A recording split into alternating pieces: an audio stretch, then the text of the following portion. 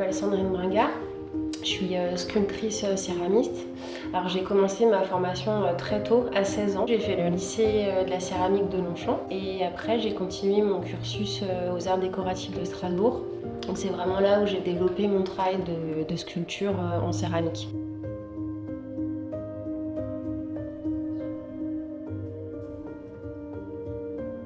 Je pratique dans mon atelier ici à Anjou depuis à peu près 6 ans, qui est l'atelier de mes rêves.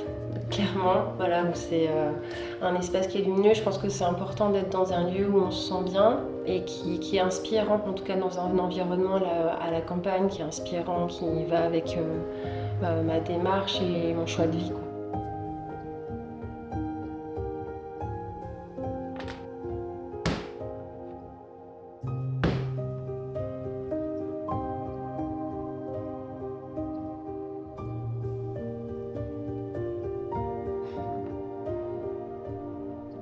Alors en étant artiste, il y a ce plaisir de chercher des choses, de trouver des choses, de se rendre compte de ce qu'on a envie aussi d'exprimer, du coup de l'interaction que ça va créer avec les gens, les discussions que ça va engager, enfin le prétexte à l'échange que ça peut être.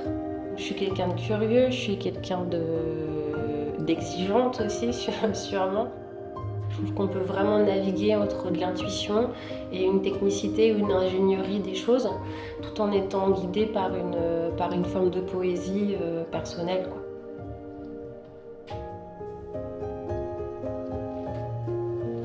Et moi, ce qui m'intéresse, c'est vraiment d'aller chercher la souplesse du matériau. Quelque chose de fluide, de vivant, de doux, enfin de faire émerger quelque chose de vivant dans les pièces. Je suis aussi beaucoup intéressée à partir de lier deux terres ensemble qui en théorie ne devraient pas fonctionner.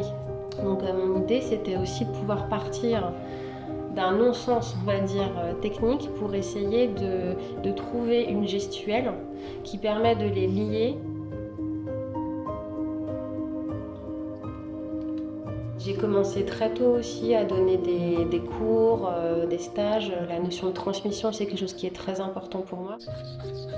J'espère vraiment pouvoir créer chez l'autre déjà l'envie de penser pleinement par lui-même ce qu'il ressent. J'ai essentiellement un travail de sculpture, donc je vais d'abord commencer par dessiner. C'est vrai que le corps et le fragment au corps, c'est c'est très présent.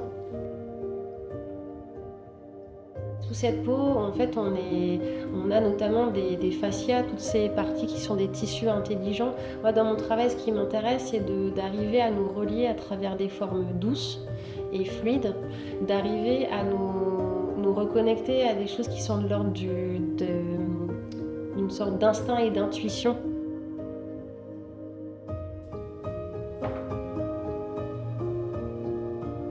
Et ce que je fais, c'est que je m'arrête à un moment dans l'année, et j'extrais un geste ou une trouvaille que j'ai découvert en sculpture, un geste qui m'a plu, une action qui m'a plu. Et du coup, une fois dans l'année, pendant 2-3 mois, je produis de la pièce en série, donc des pièces d'usage, une série de vaisselle. La créativité, c'est pas un truc doux et gentil, hein, des fois. Être créatif, c'est aussi vivre des moments d'inconfort, d'identifier vers quoi on veut aller, mais en lien avec soi.